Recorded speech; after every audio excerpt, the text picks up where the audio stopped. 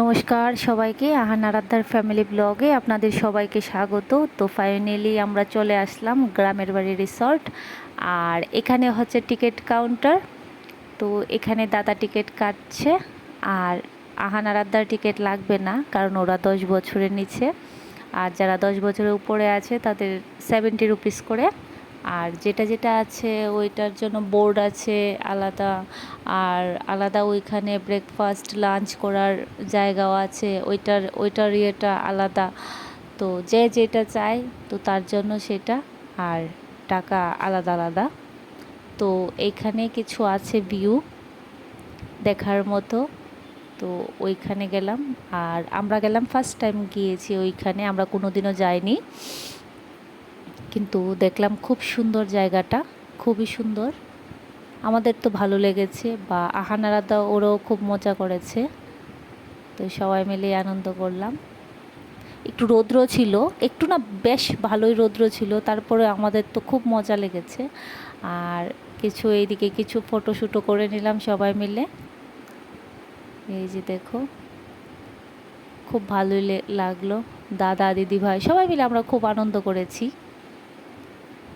গরমের মধ্যে রৌদ্রের মধ্যে খুব আনন্দই হয়েছে। আর এখানে ছিল একটা দোলনা। তো দোলনাতে আরাধ্যা তো দেখে খুব পাগল হয়ে গেছে দোলনা। তো দোলনাতে ওঠার সময় দিদিভাই একটু ভয় পাচ্ছিল যে না পড়ে যায় নাকি। তো তারপর তিনজন মিলে খুব সুন্দরভাবে দোলনা চলছিল, ভালো লেগেছে। ওরাও খুব মজা করেছে, ভালো। তো তারপরে এদিকে দিদিভাই একটু হাসি মজা করলো। তো এখানে আরেকটা গিটার ছিল। তো গিটারটার সুইচটা একটু ভাঙ্গা ছিল, ওইটা নিয়ে এসে সবাই মিলে হাসি ঠাট্টা করেছি, কিন্তু ওইটার সাউন্ড দিতে পারিনি, ওইটা মিউট করে দিয়েছিলাম। তো তারপর আবার আহান বলল আমিও বাজাবো। তো এদিকে দেখো আহানও চলে যাচ্ছে বাজানোর জন্য।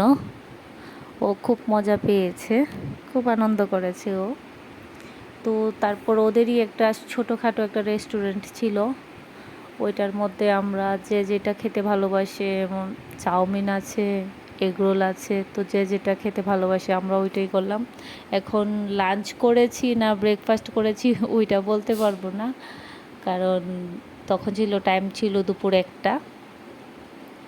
তো সবাই মিলে আমরা ওইখানে ব্রেকফাস্ট বলো বা লাঞ্চ বলো ওইটা করলাম। তো করার পর আমাদের সবটাই শেষ হলো।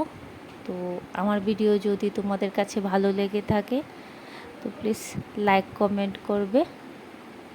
আর সবাইকে ধন্যবাদ, টাটা।